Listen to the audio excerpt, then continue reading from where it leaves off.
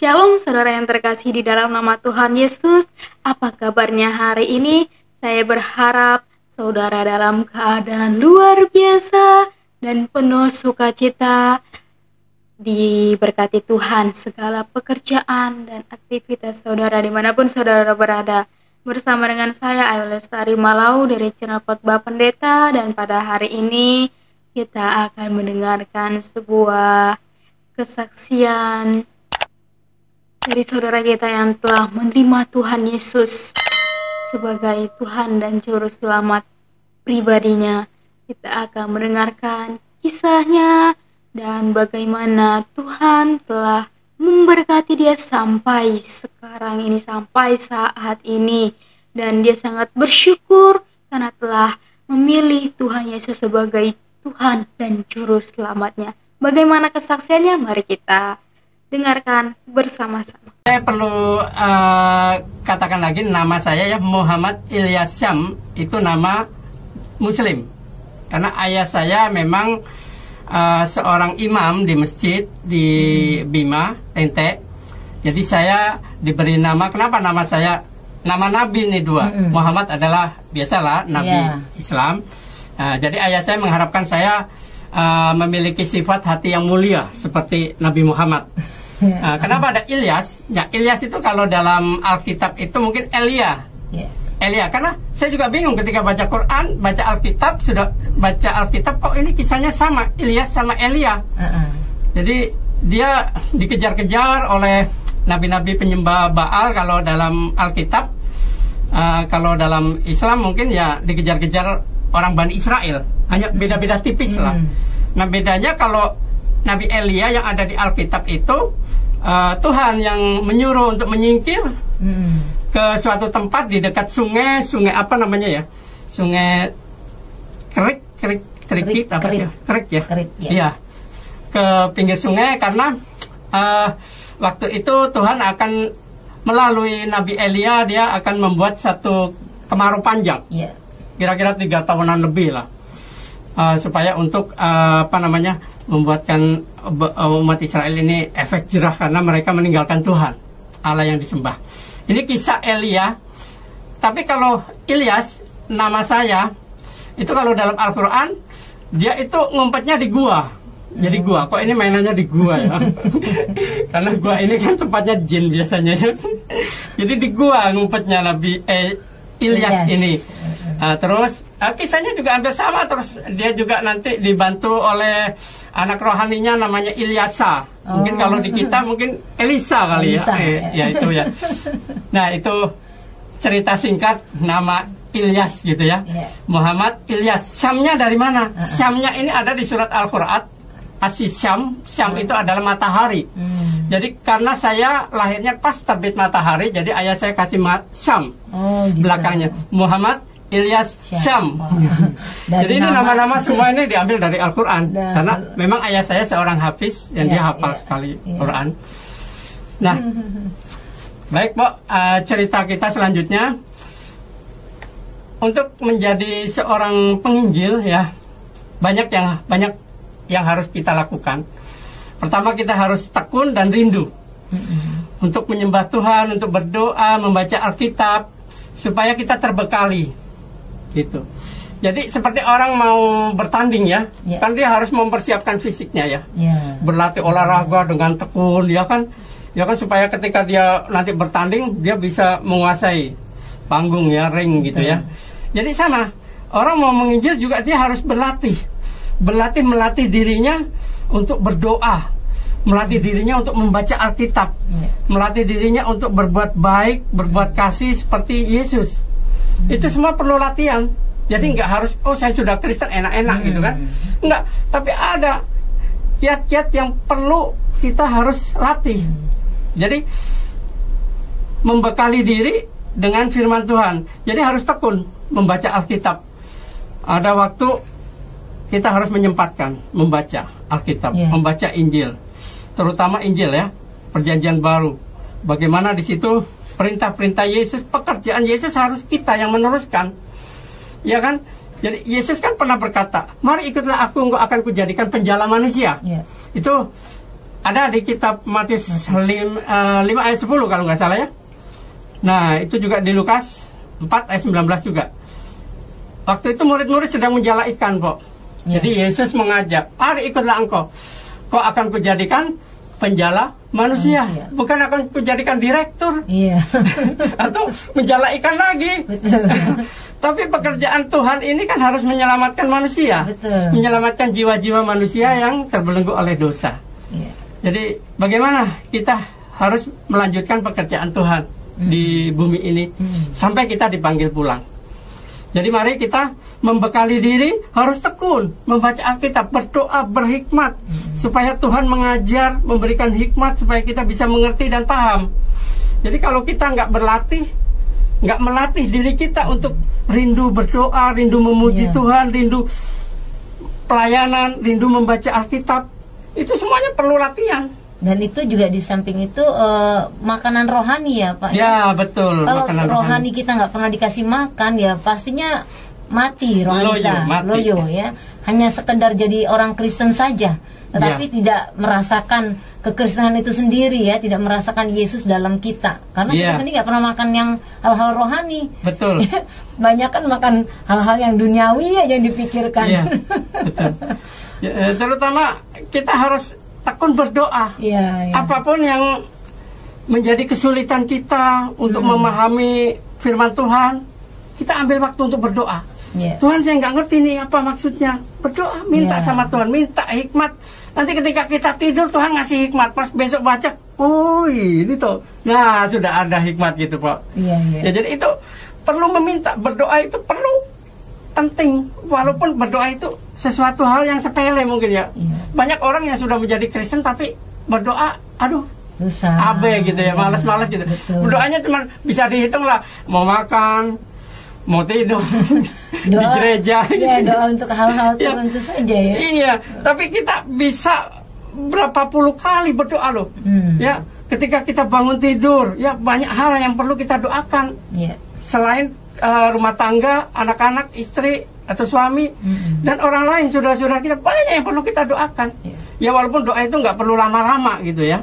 Tapi mari kita belajar untuk melatih diri, melatih rohani kita, jiwa kita untuk berdoa. Karena komunikasi kita dengan Tuhan itu hanya melalui doa. Mau menginjili siapapun kita harus berdoa. Tuhan, ini waktu yang tepat nggak sih saya mau nginjilin dia nih? Saya rindu supaya dia dimenangkan. Nanti Tuhan akan kasih. Kesempatan itu pasti ada. Gitu. Jadi kita nggak perlu takut gitu ya. Kadang kan banyak ya kalau orang mau memberitakan Injil tuh ada banyak penyakitnya. Pertama males, takut, ya kan? Terus gimana ngomongnya? Bingung ya mau bicara apa ya, salah ngomong nanti gue digampar. Jadi sama orang mau menginjil itu orang yang mau pergi ke medan perang. Jadi kita harus membekali diri, belajar menembak, ya kan? Latihan fisik biar kuat lari, ngejar musuh, dikejar musuh kan? Apa-apa perlu dilatih. Menginjil juga perlu dilatih. Rohani kita terutama ya. Terutama rohani kita harus punya bekal. Ketika kita menginjili seseorang, di situ ada diskusi. Ya. Nah, diskusi itu kita harus menguasai. Kita harus memahami apa sih makna Tuhan jadi manusia? Apa sih maknanya Tuhan kok mati? Apa sih Trinitas? Memang Trinitas nggak tertulis dalam Injil, tapi ada Bapa, Putra, Roh Kudus. Nah, itu perlu kita jelaskan. Nah, itu yang seringkali anak-anak Tuhan ini bingung Pak gitu. Ya, untuk menjawab, Tuhan lo ada 3 ya. Nah, mereka sulit menjawabnya tuh Pak. Ya, jadi sebenarnya kesulitan ini juga dialami oleh orang-orang yang pemula seperti saya dulu. Saya juga dulu bingung. Kok ada Bapa, Putra, Roh Kudus? Tuhan yang mana? Tuhan Yesus bilang waktu dia dicobain di padang gurun oleh ular, sembahlah Allah, hanya Allah yang disembah. Kan begitu ya? Allah mana lagi? Allah mana itu? Jadi banyak pertanyaan-pertanyaan saya. Ternyata, tapi mari kita belajar membaca Alkitab, membaca Injil itu secara runut gitu ya. Konteksnya kita akan tahu yang dimaksud Yesus. Kan ada juga itu di Yohanes 8 ayat 37 itu. Bapa di dalam aku di dalam dia, aku di dalam Bapa. Jadi Yesus menyebut Allah itu adalah Bapa. Allah itu siapa sih? Allah itu adalah firman yang hidup di dalam Yesus. Makanya dikatakan Bapa di dalam aku di dalam dia. Jadi udah jadi satu ya di dalam ini. Nah, kita kadang agak bingung. Nah terus Yesus firman itu kan menjadi manusia. Tujuannya apa sih? Tujuannya untuk menjadi korban untuk kita semua umat berdosa. Dikorbankan untuk umat berdosa. Jadi setiap orang yang percaya, dia akan kutuk dosanya itu ada di dalam korban itu, di atas kayu salib. Ada di atas kayu salib. Orang yang percaya, kutuk dosanya terlepas karena percaya kepada Yesus. Sama Yesus. Ya, kita tidak lagi dibelenggu, diperbudak oleh iblis. Jangan berbuat dosa lagi. Ketika kita sudah menyerahkan dosa, kesalahan-kesalahan kita kepada Yesus. Jadi tujuan Allah firman menjadi manusia itu yaitu untuk menebus umat manusia, untuk menjadi korban. Karena seharusnya yang jadi korban kita, Pak. Kita yang berdosa kok masa Tuhan yang jadi korban? Tapi apakah kita layak? Kan kita orang berdosa, nggak layak. Jadi makanya Tuhan sendirilah yang akan menyelamatkan manusia. Jadi kita ini umat berdosa ini sama sekali nggak ada kelayaan untuk menjadi korban karena kita umat berdosa. Dan najis ya Pak. Nggak ada bagus-bagusnya, ya. Iya, nggak harum.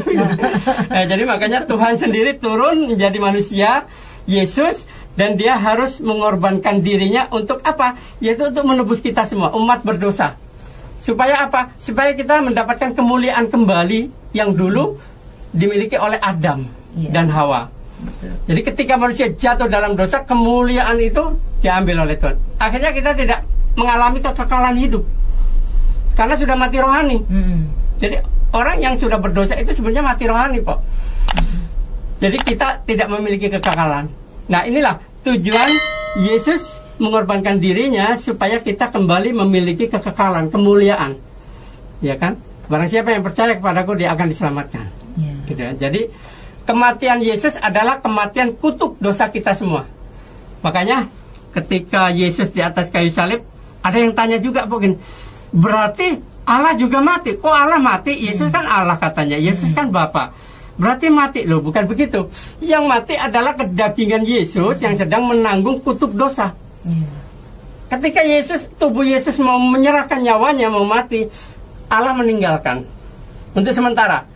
Makanya ketika Yesus mau menyerahkan, dia sebut apa? Dia ngasih kode, Eli, Eli, lama sabachthani. Allahku, Allahku, mengapa engkau tinggalkan aku? Ini kutuk yang sedang berbicara. Jadi Allah meninggalkan tubuh Yesus, dan saat itulah Yesus menyerahkan nyawanya dan dia mati di atas kayu salib. Sebelum Yesus mati, dia masih sempat menyelamatkan penjahat yang di sebelahnya. Karena penjahat itu bilang, Yesus, ingatlah aku pada saat engkau datang menjadi raja. Yesus bilang apa? Saat ini juga engkau akan bersama-sama dengan aku di Firdaus. Ya, di Lukas berapa Pak? 23 ayat 43 kalau nggak salah ya. Nah, jadi Yesus masih punya kuasa itu di sana karena belum mati kan? Nah, ketika dia mati, dia menyerahkan nyawanya, dia mati tubuhnya, itu menandakan bahwa kutuk orang-orang yang percaya, dosa dan kutuk itu sudah dilebur. Sudah dimatikan di atas kayu salib. Dan ketika dia bangkit, kita merasakan menjadi manusia baru.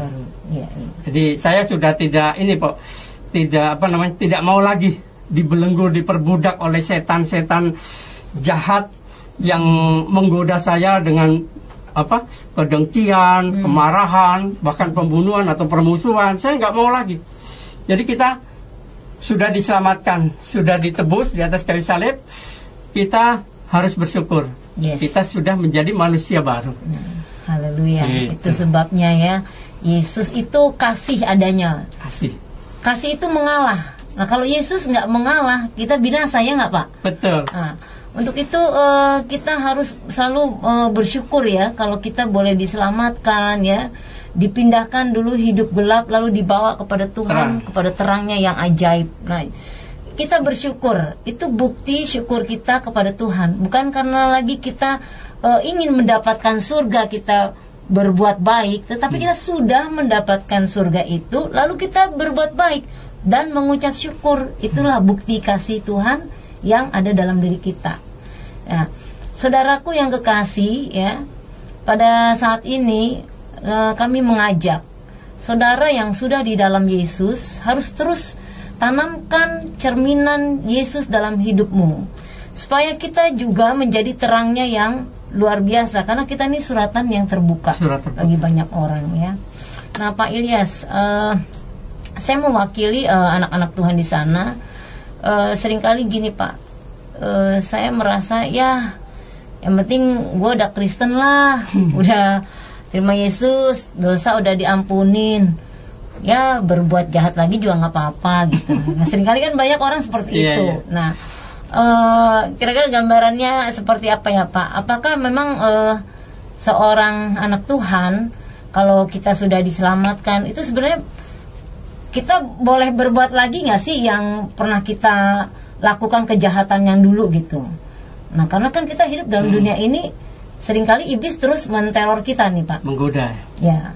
Nah bagaimana untuk mengalahkan hal-hal jahat seperti itu, dan bagaimana supaya kita ini tidak larut, tidak terbawa gitu ya, sehingga kita nanti jatuh lagi ke dalam dosa. Nah, caranya seperti apa Pak? Mungkin Bapak bisa ngasih masukan, gambar bagi saudara kita. Ya baik, saya juga pernah ketika diskusi dengan saudara-saudara teman-teman yang Muslim, hal itu juga dipertanyakan. Enak ya jadi orang Kristen, udah ditebus, buat dosa aja terus katanya. Aduh kacau.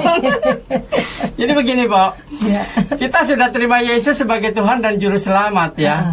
Artinya kita sudah dibebaskan dari belenggu dosa, ikatan dosa. Kalau kita sengaja berbuat dosa ya kita berarti tidak terlepas dong, tidak bebas walaupun kita. Dan sekarang kita Tuhan kan lihat hati kita serius nggak sih? Betul. Ya kan Tuhan lihat hati kita. Oke lah, karena kita masih hidup di dunia mungkin godaan banyak ya.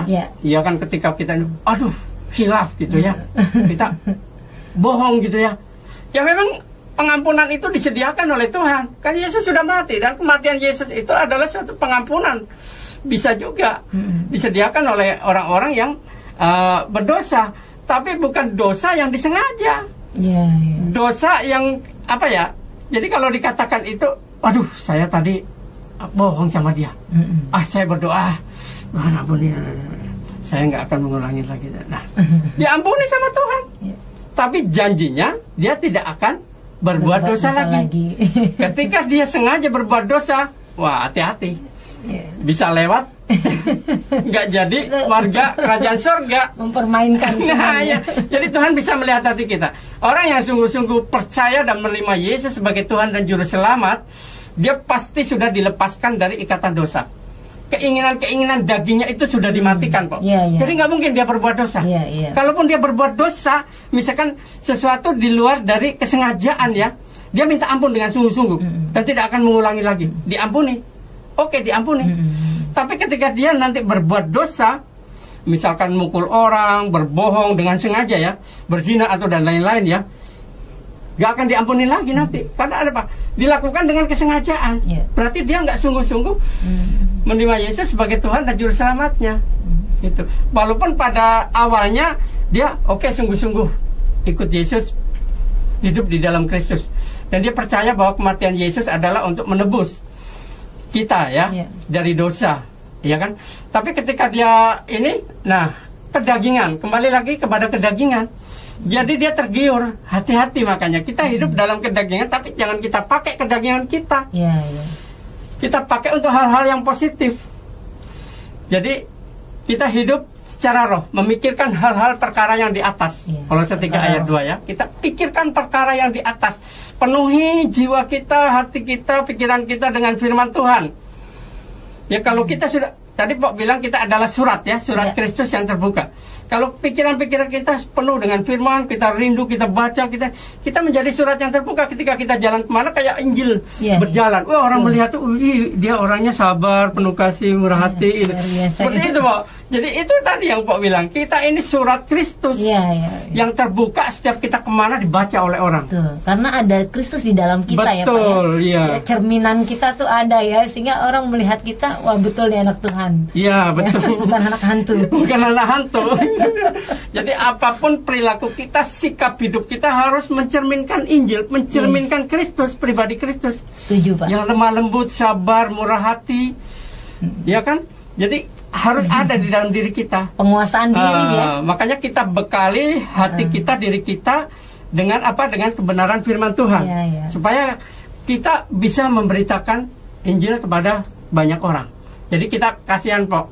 Orang-orang yang tidak menerima anugerah keselamatan Yesus Kristus sudah binasa kan, sudah pasti. Di Yohanes 8 ayat 24 Yesus katakan apa?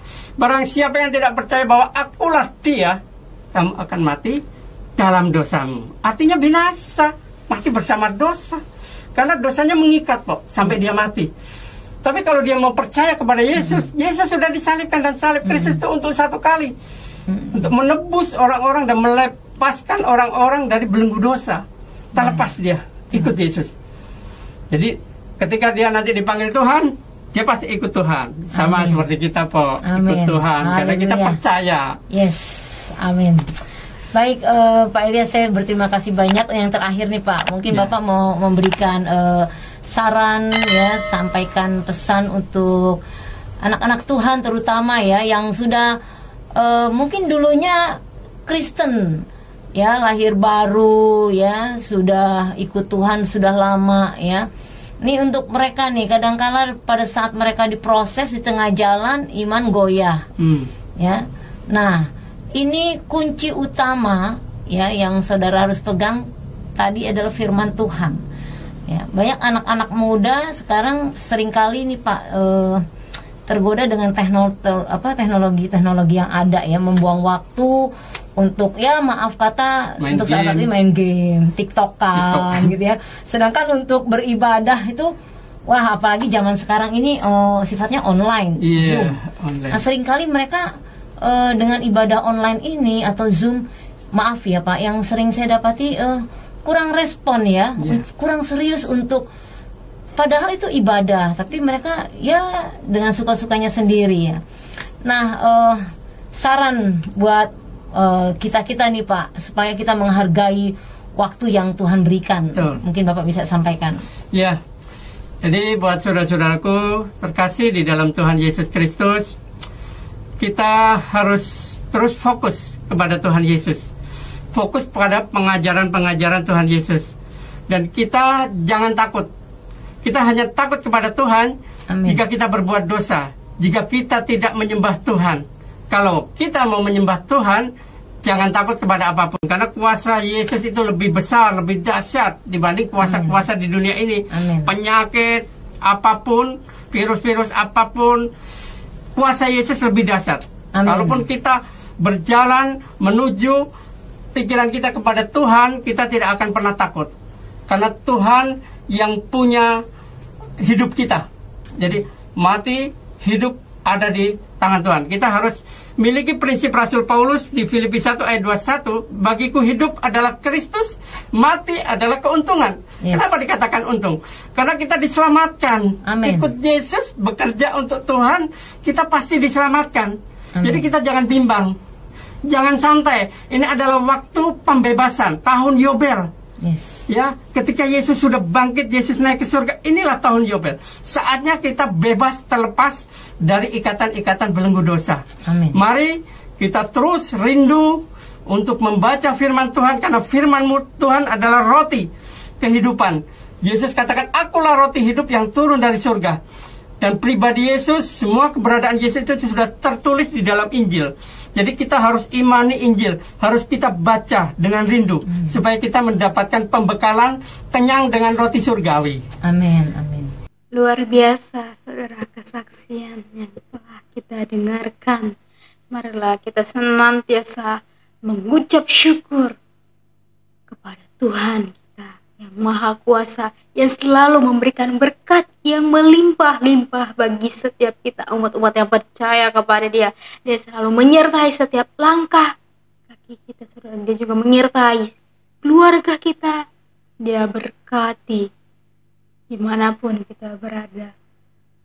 Firman Tuhan dalam Ibrani 13 ayat 15. Sebab itu marilah kita oleh Dia senantiasa mempersembahkan korban syukur kepada Allah, yaitu ucapan bibir yang memuliakan namanya. Amin saudara, sungguh luar biasa. Jadi marilah kita menjadi pelaku-pelaku firman Tuhan. Kita menjadi berkat kita menjadi garam, kita menjadi terang bagi sesama kita. Dimanapun kita berada, kita selalu mengabarkan Injil tentang kebaikan, kasih karunia Tuhan itu, saudara, sehingga kita dipakai Tuhan sebagai alatnya. Tubuh kita, mulut kita memberikan dan mengucapkan kata-kata yang dapat memotivasi orang, saudara, yang memberkati. Keluar ucapan-ucapan berkat, keluar ucapan yang meninggikan nama Tuhan, yang memuliakan nama Tuhan, sehingga hidup kita diberkati berlimpah-limpah. Kasih karunia, kedamaian itu senantiasa menyertai kita. Ada sukacita di dalam diri kita, kebahagiaan yang kita rasakan. Amin, saudara. Bersama dengan Tuhan Yesus, yakinlah saudara, hidup kita akan tentram, hidup kita akan aman. Tuhan akan menuntun kita ke jalannya yang benar, dan kita akan memperoleh keselamatan yang kekal hanya di dalam nama Tuhan Yesus Kristus. Jadi marilah saudara, kita mengabarkan Injil, kita menjadi pelaku-pelaku firman Tuhan, sehingga banyak jiwa-jiwa yang mengenal Tuhan Yesus dan memuliakan nama Tuhan. Amin, saudara. Baiklah, bersama dengan saya Ayu Lestari Malau dari channel Khotbah Pendeta mengucapkan Tuhan Yesus memberkati. Shalom.